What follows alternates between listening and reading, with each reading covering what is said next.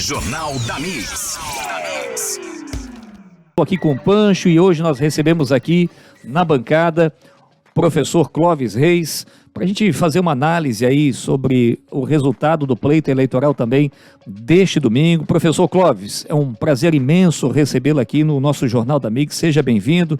Muito bom dia. Bom dia, Alexandre, Pancho e todos os ouvintes da Mix. Bom dia. Muito bem, a gente já vinha dando uns pitaquinhos aqui, porque a gente não se aguenta, né, Pancho? A gente já vinha falando aqui. Cada um faz uma avaliação também, né? Claro, a minha avaliação com certeza não é a mesma do Clóvis e com certeza a do Clóvis tem mais peso pelo todo histórico que esse, né, que o professor tem aqui do lado, é impressionante. O Clóvis, a gente cobriu muitas eleições juntos, né, professor? Mas de eleição para eleição muita coisa muda, né? O que aconteceu para a presidência da República esse Brasil dividido com Lula e Bolsonaro no seu ponto de vista? O resultado de ontem. O resultado espelha muito o momento que a gente vive, né? O país ele está dividido, a discussão está nesse clima mais ou menos que a eleição traduziu. Havia expectativa de que pudesse ser um pouco diferente, né? Pelo que os institutos, de uma forma praticamente homogênea, apontavam, mas o resultado foi um pouco mais ajustado do que aquele projetado. Fazendo uma avaliação geral da eleição, eu vejo que o grande vitorioso da eleição de ontem é Jair Bolsonaro. O Jair Bolsonaro ganhou estrondosamente ontem. Ainda que no resultado direto contra o presidente Lula ele tenha ficado 4 pontos percentuais atrás, esse resultado espelha uma grande vitória dele, no sentido de que contraria todas as previsões que apontavam, inclusive, que a eleição pudesse ser decidida no primeiro turno. E mais do que isso, os seus aliados foram muito bem na eleição. Quem estava com ele praticamente ganhou onde estava disputando ou foi para o segundo turno. Pouquíssimas exceções Brasil afora, e isso se refletiu aqui também em Santa Catarina. Um fenômeno de votação daqueles aliados ao presidente Bolsonaro, inclusive para a Câmara Federal e para a Assembleia Legislativa. No Senado, país afora, um Senado muito conservador, muito alinhado com as ideias do atual presidente Bolsonaro. Portanto, uma vitória do Bolsonaro, o bolsonarismo forte e, independentemente do resultado final que a eleição presidencial terá, que a gente já vê que será renhida, que será muitíssimo disputada, independentemente disso, o bolsonarismo presente por muito mais tempo ainda. Só para aproveitar esse gancho, e só na Assembleia Legislativa, dos 40 deputados estaduais, 11 são do PL. Exatamente. Né? 25. E para Senado também fez a maior bancada, para a Câmara Federal fez a maior bancada do PL. São né? 8 para o Senado, né? Ou seja, de fato, como o Clóvis falou, e eu já tinha dito isso, né? O bolsonarismo se consolidou nessa votação de ontem, mostrando, né, Clóvis, que não é um fenômeno, né? Não é uma onda que veio, né, com o 17 e agora com o 22, é algo que realmente parece ser mais, vai se estender por mais tempo do que a gente imaginava, né? E aqui em Santa Catarina a mesma coisa, né? Impressionante a votação que Bolsonaro obteve aqui, e os aliados dele também tiveram, como o Jorginho e o Safe propriamente dito, né? A eleição em Santa Catarina, ela espelhou muito o que foi a eleição nacional, né? Com essa divisão do eleitor entre o eleitor do PT e o eleitor do presidente Bolsonaro. Claro que aqui o Décio não obteve o percentual que o próprio presidente Lula obteve aqui. Uhum. O Lula obteve quase 30%, né? O Lula ficou, o Décio ficou abaixo disso aqui em Santa Catarina. Mas, de qualquer maneira, o que a gente viu foi essa divisão, especialmente no que se refere à disputa para a Câmara Federal e a Assembleia Legislativa. Ou seja, havia um vínculo grande. Aqueles candidatos que não, a governador, que não conseguiram dizer, eu sou, de fato, o candidato do presidente Bolsonaro, eu sou, de fato, o candidato do presidente Lula, eles tiveram muita dificuldade no seu desempenho, e, com isso, prejudicaram a representatividade dos seus partidos na Assembleia Legislativa e na Câmara Federal. Você veja que o eleitor fez a seguinte... Por mais que se dissesse, né, o Moisés dissesse, não, eu sou aliado do Bolsonaro, por mais que a mim dissesse, eu sou próximo do Bolsonaro, o Jean, sou aliado do Bolsonaro. O Jorginho estava mais afinado. o eleitor disse, não, o candidato Bolsonaro é o Jorginho. Mesmo número, né? Facilita tudo, né? E uma identificação umbilical quase, né? Isso se refletiu na votação para a Assembleia Legislativa e para a Câmara Federal. E detalhe, com esse vínculo, com esse espelhamento das eleições, ficou muito difícil para candidatos a deputado que não tenham essa proximidade, essa clivagem eleitoral, se eleger. Quem se elegeu que não tem essa clivagem tão direta? Aqueles que representam segmentos específicos. E isso nós podemos ver mesmo aqui em Blumenau. Ou seja, aquele candidato que não é assim, um bolsonarista rachado, por assim dizer, um lulista rachado, ele se elege se ele tiver um vínculo muito forte com o segmento. Segmento religioso, proteção dos animais, natureza, etc. e tal. Então, o candidato hoje, que é um candidato, digamos assim, com um perfil mais geral, tem uma eleição dificílima. Você veja o caso do nosso ex-prefeito Napoleão Bernardes. Ele se elegeu, mas todos imaginavam que o Napoleão Bernardes, pelo seu histórico eleitoral, pudesse ter um desempenho melhor do que teve, né? Conseguiu chegar. Mas políticos com esse matiz, assim, com essa jeitão mais tradicional, são políticos que vão ter, de agora em diante, bastante dificuldade de se eleger e se reeleger com esse fenômeno que nós estamos vendo. Cada vez mais essa vinculação ideológica com essas tendências majoritárias e os candidatos de segmentos muito específicos. Aí talvez, professor, aí onde entra o delegado Egídio Ferrari, por exemplo, que tem a bandeira da segurança pública e da causa animal sendo representante daquele projeto Cadeias para Maus Tratos em Santa Catarina, foi inclusive o mais votado em Blumenau, né, o delegado Egídio. E novato na política, né? Teremos aí mais um representante de Blumenau, mas carrega uma bandeira, né? Fez uma campanha muito focada, né? Conseguiu chegar graças ao desempenho que o partido todo, de uma maneira geral, teve. Porque é uma campanha dentro de um segmento, ela ao mesmo tempo em que ela facilita as coisas, ela não te arranca de cara com uma grande votação, assim que você diz, não, vai chegar, né? Você tem que ir lá fazendo as contas. Mas chegou bem, né? Um novato, com um discurso muito afiado e um eleitor muito identificado com essa causa. Assim como outros, né? Na segurança pública, que conseguiram colocar esse discurso, a própria candidata a deputada estadual mais votada, né, Ana Campagnolo, com um discurso muitíssimo afiado, né, muitíssimo afiado dentro daquela proposta que ela defende, e assim por diante. Então eu vejo que, de fato, nós estamos percebendo que esse fenômeno vai se tornar cada vez mais presente, mais forte, e aquele candidato que tinha esse perfil assim, mais descolado desse debate ideológico, ou que não tinha uma vinculação a uma causa específica, esse candidato, de agora em diante, terá cada vez mais dificuldade de se eleger. Querendo ou não, é o caso do Antídio Lunelli, por exemplo, né, que teve uma votação expressiva, apesar de estar ali no MDB, que é aquela coisa meio termo, assim, embora ele tenha também a simpatia com o Bolsonaro, a gente sabe disso, né? Mas surpreende, né? A votação dele foi expressiva. Mas você vê, ele renunciou para ser candidato a governador, caiu ali na queda de braço ali dentro do MDB, fez 74 mil votos, mas estava fresquinho ainda na memória, claro, principalmente de quem mora em Jaraguá do Sul. Não, e a aprovação dele em Jaraguá do Sul e, por consequência, no norte do estado, que é um eleitorado importantíssimo, né?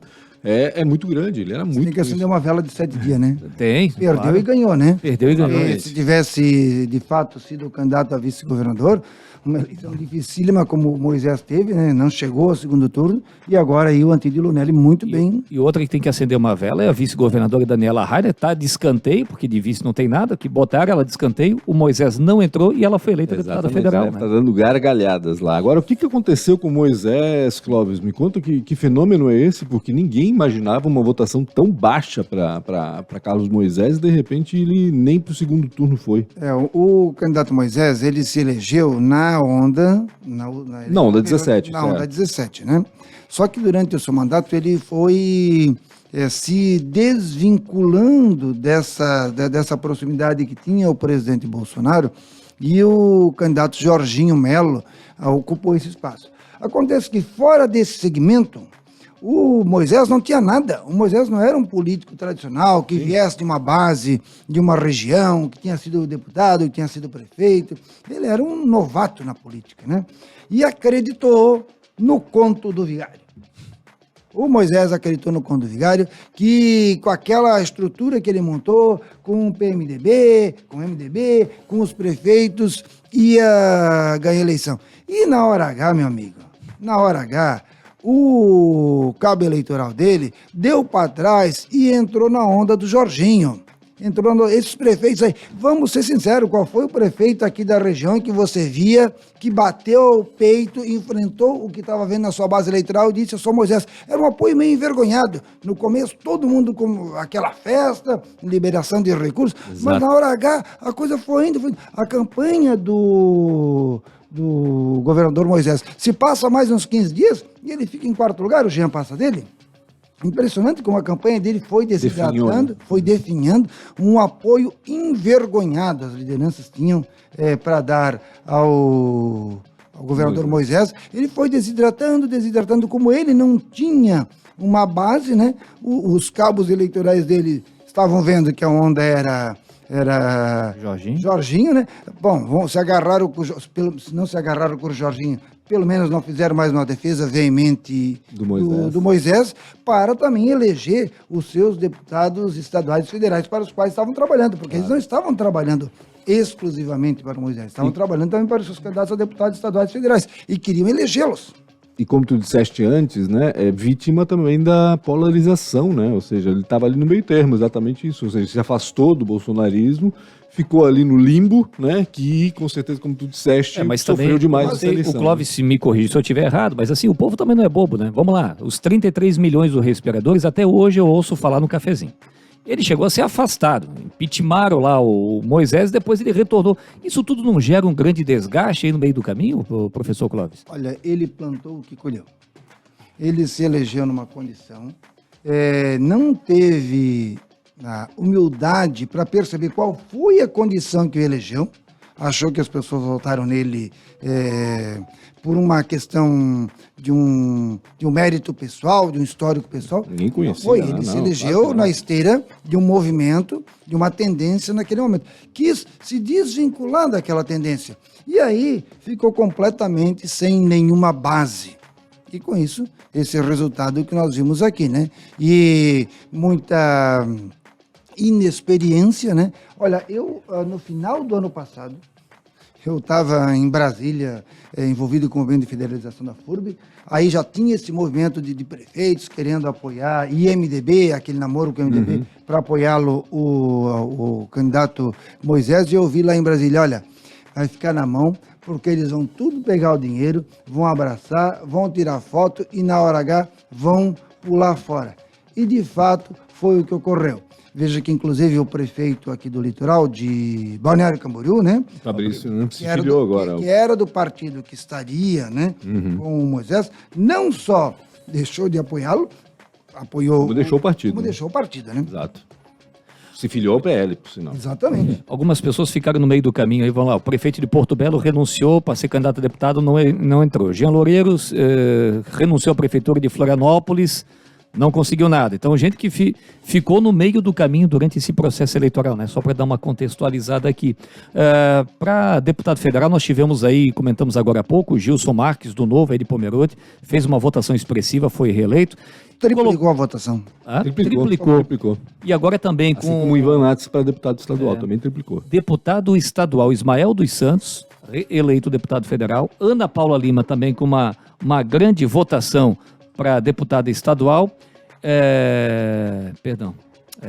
Perdi o raciocínio aqui. Os três, está certo? Os três federais. Ana Paula Lima, Ismael dos Santos e o Gilson Marques. Então, colocamos 3 do Vale do Itajaí em Brasília, né, Clóvis? Sim, não tínhamos nenhum. Aliás, tínhamos o Gilson, né? Tínhamos o Gilson. Vamos lá, botamos mais 2. Foi um bom desempenho. Não tinha deputado federal por Blumenau, né? E agora tem 2 de Blumenau, mais o candidato Gilson Marques, candidato à reeleição e com um desempenho muito expressivo na votação. Então, a cidade que não tinha nenhum interlocutor direto para chegar e dizer, preciso ter uma audiência no Ministério. Gente, isso é super importante. As entidades representativas, o empresariado, os sindicatos, quando se quer uma audiência em Brasília, não se consegue sem você ter um interlocutor que vai lá e abra uma agenda, né? E agora nós temos aqui 3 interlocutores com tendências ideológicas bem distintas entre si. Portanto, qualquer que seja o resultado depois do segundo turno, teremos algum interlocutor. E nessa interlocução, o Jorginho foi essencial, né? Nesse período aí, principalmente em relação ao BR-470, a federalização da FUB. Ele foi muito motivador. O Jorginho foi, de fato, o cara que fez a ponte aí, fez a... Mas aí tem outra, pegar o gancho aqui, na época que o Décio era candidato, Sim. ele era deputado, abriu muitas portas, e Tanto Ana Paula ele da como mesma o João forma. Paulo, exatamente. Então, assim, eu acho que estamos bem servidos aí no meio do caminho, né? Não, com certeza. 2 políticos experientes, né? Tanto a Ana Paula quanto o Ismael, né? Tem credibilidade aí como políticos e com certeza vão fazer um papel importante para nós lá. Ismael lavou a égua, né?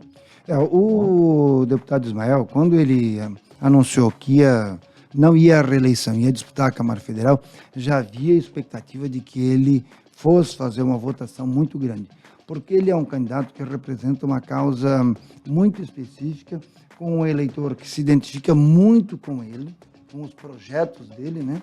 Ele tem uma folha de serviços prestada nessa área, é um político experiente, já vários mandatos na Assembleia Legislativa, já disputou na Prefeitura de Blumenau, e desde o princípio, de fato, se imaginava que ele pudesse ter uma votação numericamente expressiva, o que de fato se confirmou.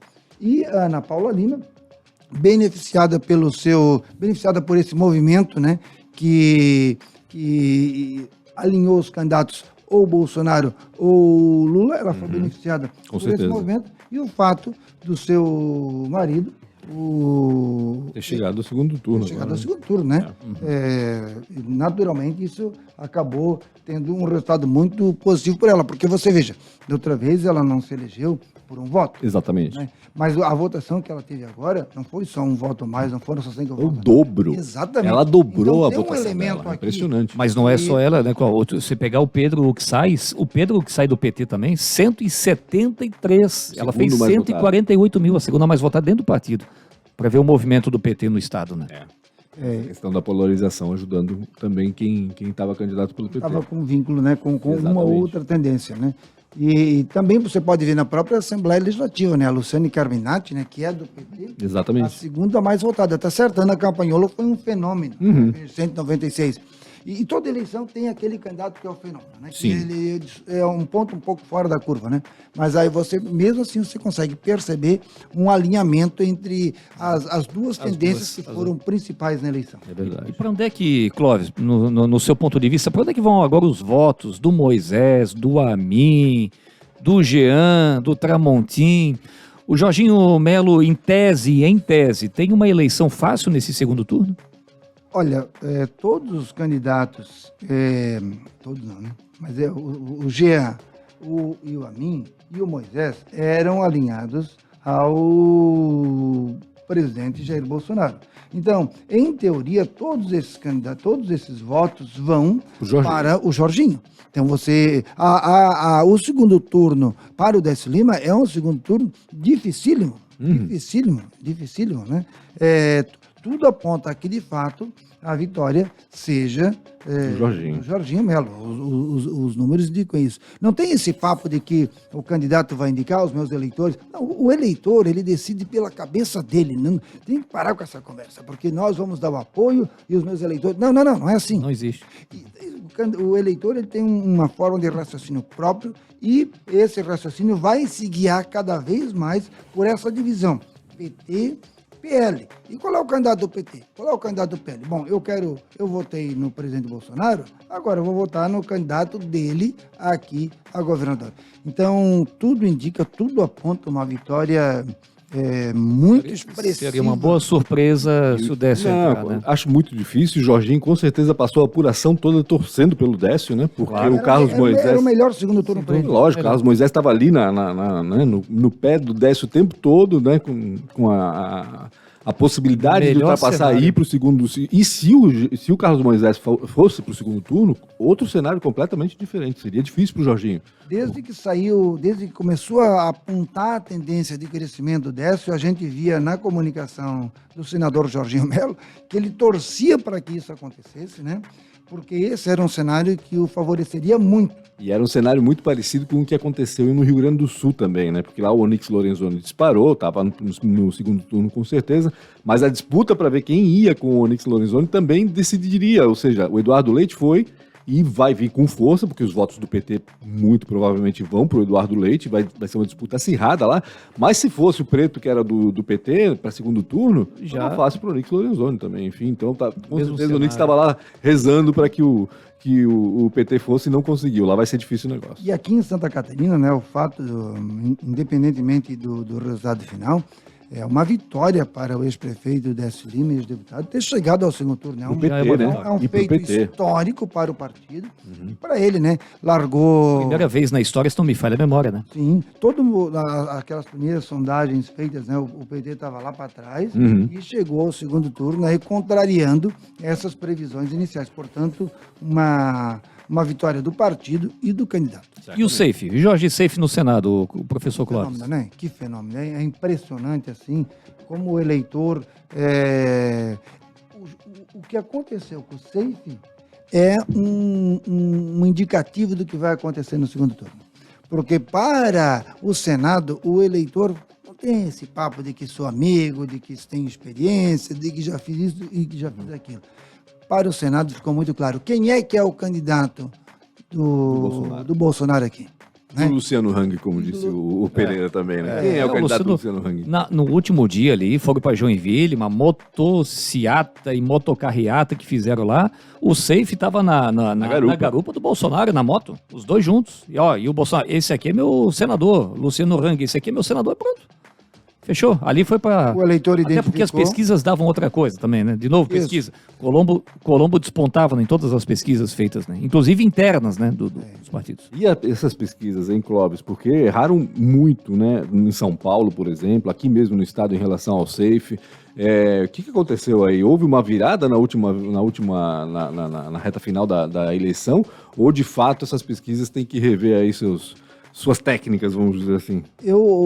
Vamos falar de pesquisa séria, né? Porque aqui no âmbito do Estado nós temos 4 pesquisas, cada uma apontando um cenário. Não é possível que pesquisas sérias apontassem cenários tão diferentes como a gente identificou. Mas no plano nacional a gente via que as pesquisas, excetuando uma única, né? Todas as outras apontavam na mesma direção. E eu já vinha falando há algum tempo. Eu acredito que o método de pesquisa séria, porque o eleitor, ele acha que pesquisa só se faz para política, né? Mas para tudo, para tomar uma decisão empresarial é usado pesquisa. Para escolher uma rádio onde fazer um anúncio publicitário é usado pesquisa. Para escolher a linguagem que uma empresa usa para se comunicar com o seu consumidor é feita através de pesquisa. Eu acredito que no atual momento político, as pesquisas não conseguem captar a complexidade que envolve uma decisão de voto num cenário como esse que nós estamos enfrentando. As pesquisas já não conseguem captar essa sutileza dessa decisão e aí acabam errando feio e se expondo, se desgastando, né? Porque até na véspera da eleição havia, inclusive, ainda se falava na possibilidade de que a eleição poderia ser vencida no primeiro turno, seria uma eleição de um único turno, né? E nós vimos durante a apuração, trabalhei na apuração, vocês também trabalharam ontem, das 6 às 8 horas, o Bolsonaro liderou a apuração dos votos. A hora que começou a entrar o voto mais do Nordeste, é que houve uma inversão de tendência, mas ainda assim em números inferiores para o Lula, aquele que era apontado pela pesquisa. Portanto, a agenda, né, pública, o debate público seguia muito pelo resultado da pesquisa. E isso acaba trazendo um desgaste não apenas para os institutos de pesquisa, mas para todos aqueles que acabam tendo... Contratam, né? Que geralmente são os meios de comunicação, exatamente. Então, nós estamos aí numa encruzilhada, os institutos têm que rever os seus métodos para conseguir captar essas sutilezas que a pesquisa eleitoral não está conseguindo captar já há algum tempo. Que a impressão que eu tenho, por exemplo, em relação à eleição para o Senado, é que provavelmente o Raimundo Colombo tinha, sim, uma intenção maior do que teve, de fato, mas que muita gente migrou para o SAFE. O eleitor do Raimundo Colombo não é aquele eleitor apaixonado, aquele que vai votar no Raimundo Colombo sempre, não é isso, né? Então ele pode mudar de voto facilmente, né, na realidade, durante a campanha. E acho que foi o que aconteceu, principalmente na última semana. A onda, né? Exato. Mas a gente via, né, que a campanha do Colombo, no final, ela estava mais ou menos como a do Moisés, Tipo, né? já ganhei? Ou não? Não, ao contrário. Eu via que a campanha do Colombo, ela ia assim, ficando mais fraca, mais tímida. Eu Cafézinho com imagino leite. que o acompanhamento interno que os partidos faziam, as pesquisas internas, já conseguiam identificar alguma tendência, algo que pudesse indicar que não ia sair. Porque o Colombo começou a ficar mais quietinho, mais na dele, quase que como não querendo se expor mais muito Mas mais. a força bolsonarista aí fez a diferença na última hora, né? Tá bom. Professor Clóvis Reis, ao vivo com a gente aqui, muitíssimo obrigado. Quem entende do assunto, entende, né? A gente fica... bom demais. E depois a gente tava na conversa de cafezinho, né? O Clóvis chegou e deu uma aula aqui para nós. Como sempre. Valeu. Professor, obrigado, né? Que vem o segundo turno. O senhor já está até, inclusive, convidado lá na frente para a gente fazer uma nova análise aí do pleito eleitoral, né? Que tenhamos aí uma boa eleição pela frente, uma boa campanha que já começa, o horário político já começa agora no dia 7. Viva a democracia. Ontem eu estava na fila de votação, fiquei 57 minutos gravados para votar, né? Você fica irritado naquele momento, mas é muito melhor poder ficar 57 minutos e votar, Como a sua maioria opinião ficou, ser né? respeitada, do que você não ter esse direito, né? É uma conquista que nós temos. A vontade do eleitor tem que ser respeitada, tem que ser entendida. O eleitor não é culpado por nada, ele expressa a sua opinião, ele expressa o seu desejo. Nós temos que tentar entender o que está acontecendo e agradecer que nós temos a possibilidade de expressar a nossa opinião e escolher os nossos representantes. Isso é uma conquista da qual nós não devemos abrir mão. Perfeito. Sem dúvida. Professor, obrigado mais uma vez, né? Uma boa semana. Igualmente, um bom dia a todos. Até mais. Jornal da Mix. Jornal da Mix. Oferecimento? Graduação UniaSelv. É EAD. É semipresencial. É junto com você. Isidoro Automóveis. Pensou em trocar, comprar ou vender seu carro? Acesse agora isidoro.com.br. E Gasparzinho, distribuidora de materiais elétricos. Mix.